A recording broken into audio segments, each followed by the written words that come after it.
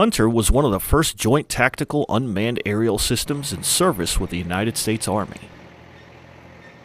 Arriving at Dugway Proving Ground in 2009 to be tested in support of the Warfighter, Hunter would go on to prove the versatility of the platform and UAV technology in general for years to come. Introduced when UAVs were rarely heard of and questioned to be a viable platform, Hunter helped to push the technology forward in the Army's global mission. The Hunter system is capable of carrying out real-time imagery intelligence, artillery adjustment, battle damage assessment, reconnaissance, surveillance, target acquisition, and battlefield observation. Most, if not all of these capabilities were proven on the battlefield. In March of 2020, Hunter took its last flight at Dugway Proving Ground, marking an end of an era. However, its contributions to aerospace technology will be remembered for decades. Reporting for Dugway Proving Ground, I'm Gabriel Archer.